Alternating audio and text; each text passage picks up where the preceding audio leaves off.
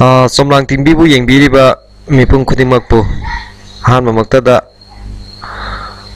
ina khurumjari hauzik koigi Licypriya Kangujam da koigi World Children Peace Prize 2019 kusin nakre masigi maramda koi keno sandukna pathok sarage sanbiduna aigi channel bu mayam subscribe tawba amadi like comment pibiba kaubigano amasung loinana bell icon da number kaubigano pathok sarage husiko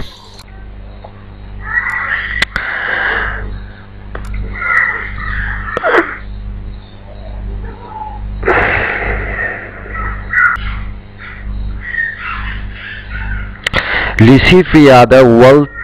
Children Peace Prize kusin nakre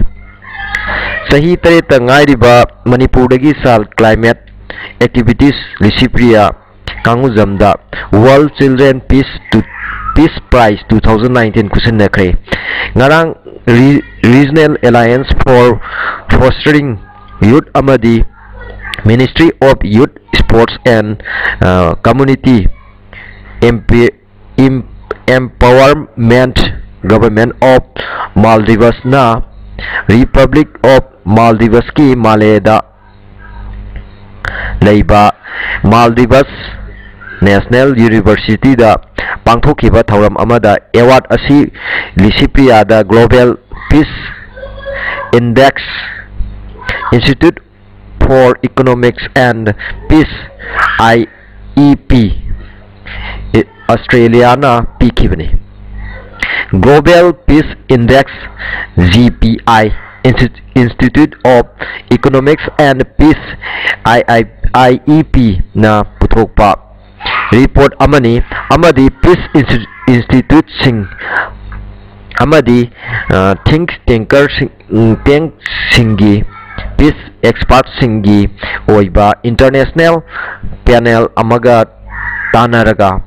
Economist Intelligence Unit na khomgatpa data ga loinana development tawni GPI hariba hanagi UN Secretary General Kofi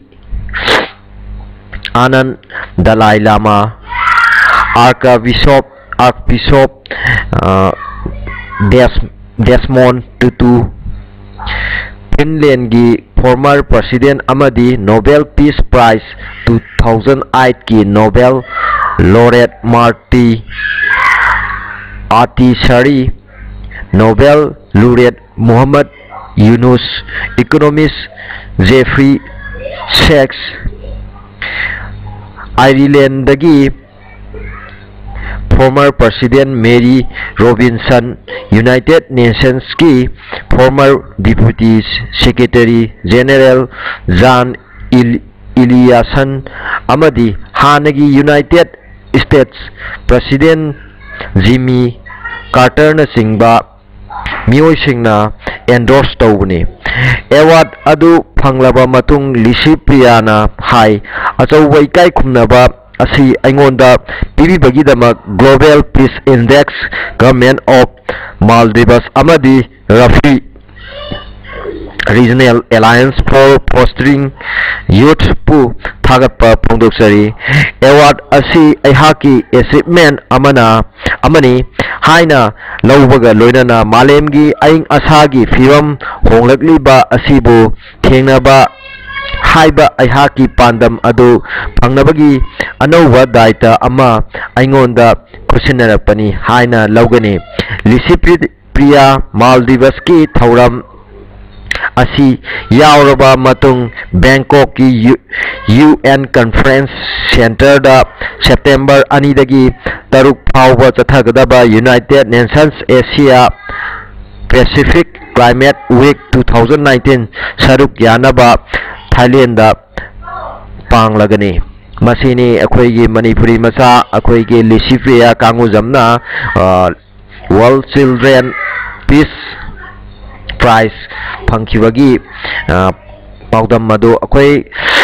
mayam aigi channel sibu yengbibagi damakta थागत फोंदोक्चरी अमदी तोइन तोइन हायदना वारौबिगनो आइगी channel से subscribe तौबिबा काउबिगनो thank you all thank you कांगैफाक